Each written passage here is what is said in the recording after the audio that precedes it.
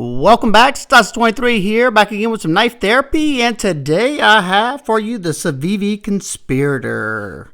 I'm excited about this one. Comes in at $80 in this configuration. In typical Civivi fashion, there are several different versions you can get. I'll put them up on the screen now. And let's take a closer look at this. You have just a nice classic drop point, and in my opinion, this knife is just the bigger brother to the Civivi Altus. You have that same blade shape, except this one is just a thumb deployer, and it's a good bit smaller, more of a carryable EDC for a lot of people. This one, you're gonna get that extra size. And you get multiple opening methods that we'll get to in just a second. You look at this blade, you got, like I said, a nice classic drop point with a blasted stonewash finish on it. You have a nice long row of functional jimping that locks in whenever you press down, but it's not uncomfortable just to rub your fingers over it. Get a closer look at that. Not super deep, so it's not going to hurt your thumb, but just enough grip. Got a nice top swedge, brings that tip down to a nice needle-like point, not super fragile. You do have a sharpening tool that does clear that plunge line, and you should have a couple of sharpenings before this starts to widen up on you. You have dual fullers that are not just for aesthetics. You can use those to deploy the knife. You have a high flat grind that comes down to a pretty thin edge. At the thinnest portion, it's coming down to around 14 thousandths, and it was sharpened at 24 degrees per side. Now, before I started doing the cutting with this, I sharpened the knife up myself just because I usually test the edges, and I noticed it just didn't have the bite. I like to make the test go by a little bit easier. So I sharpened it up, kept that same factory bevel on here at 24 degrees, and it sharpened up really nicely. The steel on this one is in Nitro V, which is a really good stainless steel. It's kind of similar to ABL or the stainless properties of 14C28N, and I noticed just like both of those steels, it takes a incredibly sticky edge. Still has a good edge on it after all the testing I did. Now, I apologize. I had all the footage, and for some reason, it did not come out the way I had wanted to. So, unfortunately, I'm not going to be able to put that in this video. That being said, the knife did perform outstanding. It handled pretty much every cutting chore without any major issues. Went through the cardboard very nicely. It didn't feel like it was binding up at all. It held its edge the entire time. Even whenever I got to the tubing, usually it'll bind up on these blasted stonewash blades, but it didn't seem to have that much of an issue. I'm guessing because it's a little bit thinner behind that apex, so it bit into that tubing a little bit better. In this front section, it does thicken up a little bit, but not so much to where it mattered whenever I was doing the rope cutting. I cut 40 cuts into the 1/2-inch twist sisal rope. It did just fine. Now, the front of the edge definitely doesn't have that same bite it did in the beginning, but it still does have a nice working edge to it. All right, let's close the knife up, and as you can see, this is a button lock. So as soon as you depress that button, that blade comes falling down. I do have mine tightened down a whole lot, so it would be a controlled drop. That's just the way I've been preferring it, because I did guillotine myself on accident one day. Had my pinky right here whenever I flipped it down. My fault, but that's just a safety measure. It still is smooth. All I have to do is pop it down. Very fidgety, riding on bearings, and it's dialed in nicely. The flipper tab's done nicely. It's rounded over. It does have jimping up there, so it does catch that finger nicely without tearing it up. As soon as you break that button lock right there, it comes out. Now, mine's not the most snappy, but it's also not fully broken in, so I'll give it some more time. A lot of the times I notice that, after using them for a while, opening and closing them like we all do, tends to loosen up on me. You can get to that fuller nicely to spotty flick it. You can use it to thumb flick it, and you can use it to roll it open.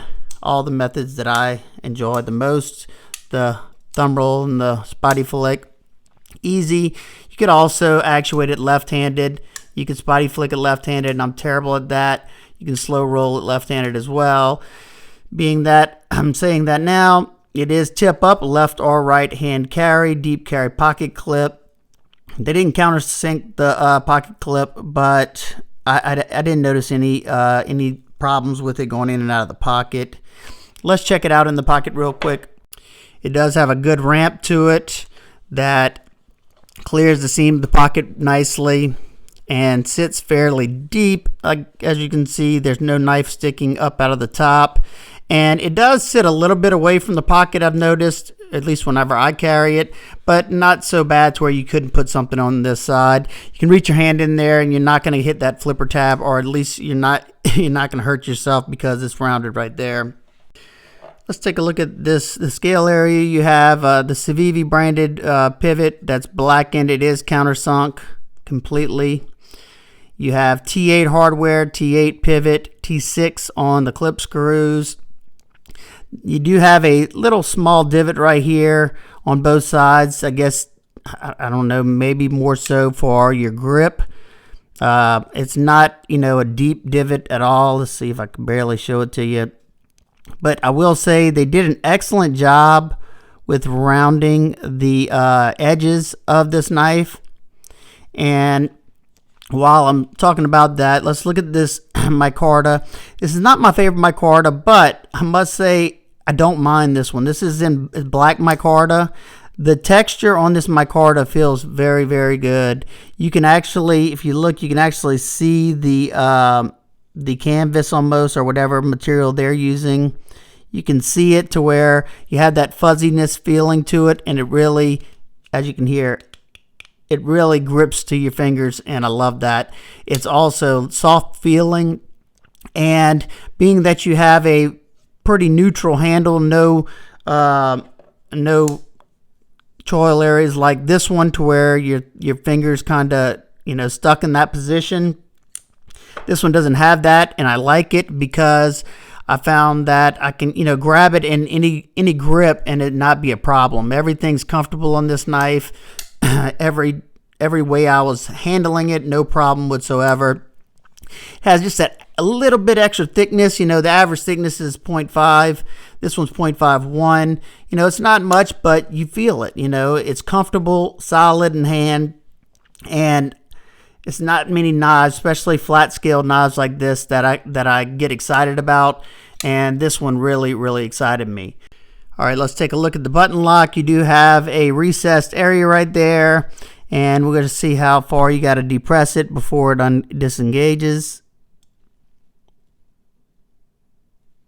And all the way. It has to go all the way down. You can see right there before it will release that blade. Boop. Nicely done there. No up and down. I mean, I got some slight, when I say very minor rock, it's very, very minor, and it may be because of that. You can see that coating or whatever that is on the tang right there. I'm not sure, but I did spine whack it. It did not have an issue. I didn't go crazy on it, but just to make sure it's not going to close up on me. And no side to side, but like I said, I do have it cranked down. A lot of times you will get a little bit of flex side to side with button locks. The weight on this thing's very nice. As you can see, hopefully in there, you have skeletonized stainless steel liners that have been coated black. There you go. And heavily skeletonized because of the button lock. They can do the same on the top and the bottom. Very nice right there. I'm glad they didn't put a lanyard hole to disrupt the lines of the knife. They did add a pin back here. If you are a lanyard person, you can tie it to the back right there. You have this 2 hourglass standoffs for your stability in the back here. And your stop pin right here. This is rounded to where it wraps around that stop pin for a very, very good, secure grip there. take a look at the weight.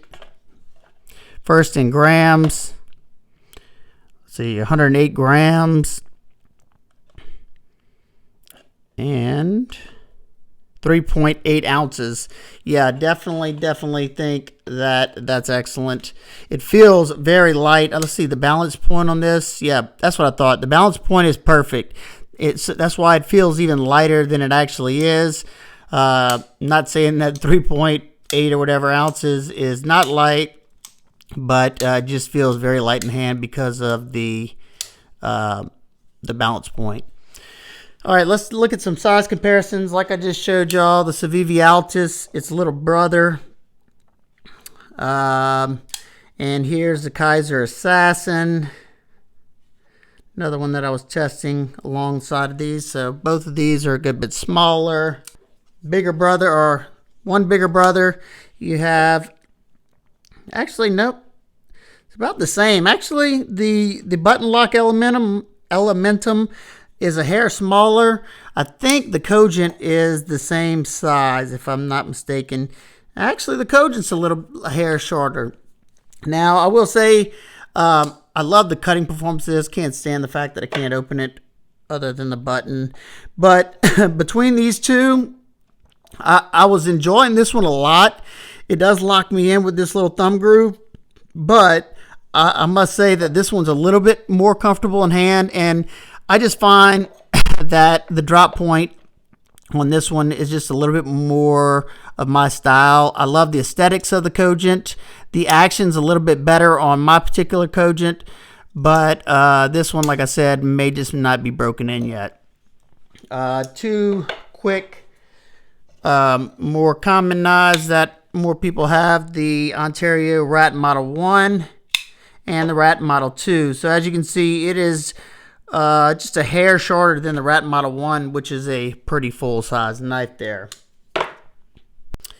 Nitpicks and complaints. I really don't have much to say about it. This knife really impressed me. Only thing that, if I had to change something, I would love to see the American-style Micarta. That would always just be a huge plus to me. But, I know some people like this one visually more. So, that, whatever you enjoy. And, of course, I would love to see them start to inset the clip into the scales. Like I said, it's not really a problem on this knife. I didn't have any problems with it getting hung up back there. But I have had that happen to me in the past, where material gets caught up on the lip of that pocket clip right there. They did a good job with the countersink screws on it, so just go the extra step like they do on some of their higher end knives or their weed line, and it'd be awesome. I will say I did take the knife apart. This is, just another small gripe, and whenever I was putting it back together, it took me a while to get it back centered. I did all the little tricks that I know. I finally got it back to where it needed to be, but it did take me a little while. Overall, I think this is my favorite Civivi to date. If that changes, I will definitely let y'all know. I just enjoy the overall aesthetics of the knife. I love the feeling in hand. I love how slicey it is. I like Nitro V. It held up very well. The action's really nice. I don't even love button locks, but it's a really good one. So there you go. If you have any questions at all, please feel free to ask me down below. If you have the Conspirator, let me know what you think about it. At $80, I don't think it's out of range, and I would love to hear y'all thoughts down below. I hope everybody's having an amazing day, and I will see y'all on the next one.